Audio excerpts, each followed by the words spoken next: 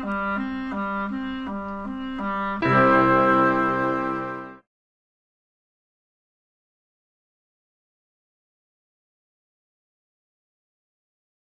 the chapter. And now ordinarily I just read off the words and teachings of Jesus Christ, and so that's why I did the first part of our teaching. But the second part of the teaching comes from a later book a later book in the Gospel of Nicodemus, where it talks about immediately after Jesus' crucifixion how his accusers, the Pharisees and scribes and religious leaders of the day, gathered together because they'd heard testimony from so many of the people that Jesus had healed and whose lives he touched and made whole and even resurrected. And hearing so many different things, good things about him, they decided that they would hold an actual hearing, only it was after the crucifixion. So they held a hearing, and plenty of witnesses came forward to testify of Jesus' good deeds. And then the second part of our teaching, I will read the gospel words, but since they aren't really words of Jesus Christ, when you go to the website, there won't really be an explanation because they're sort of self-explanatory.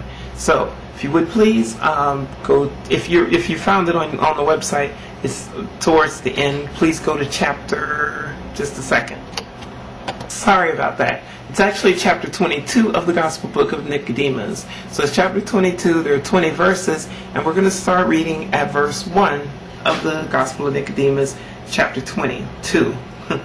Verse 1, after these things, Pilate went to the temple of the Jews and called together all the rulers and scribes and doctors of the law, and went with them into a chapel of the temple. And commanding that all the gates should be shut, said to them, I have heard that you have a certain large book in the temple. Therefore I desire of you that it may be brought before me. And when the great book carried by 4 ministers of the temple and adorned with gold and precious stones was brought, Pilate said to them all, I adjure you by the God of our fathers, who made and commanded this temple to be built, that you not conceal the truth from me. Verse 4, you know all things which are written in that book. Tell me therefore now, if in the scriptures you have found anything of that Jesus whom you crucified, and at what time of the world he ought to have come. Show it to me. Verse 5, then having sworn Annas and Caiaphas, those are the high priests back then, they commanded all the rest who were with them to go out of the chapel. And they shut the gates of the temple and of the chapel, and said to Pilate, you've made us to swear, O judge, by the building of this temple, to declare to you that which is true and right. Verse 7, after we had crucified Jesus, not knowing that he was the Son of God, but supposing he wrought his miracles by some magical arts, we summoned a large assembly in this temple. Verse 8, and when we were deliberating among one another about the miracles which Jesus had wrought, we found many witnesses of our own country who declared that they had seen him alive after his death, and that they had heard him discoursing with his disciples, and saw him ascending unto the height of the heavens, and entering into them.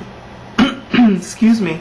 Verse 9, and we saw 2 witnesses whose bodies Jesus raised from the dead, who told us of many strange things which Jesus did among the dead, of which we have a written account in our hands. And that's the end of verse 9, and also the written account of the 2 people Jesus raised from the dead is also included here in the book of Nicodemus, and it's very interesting if you care to read it.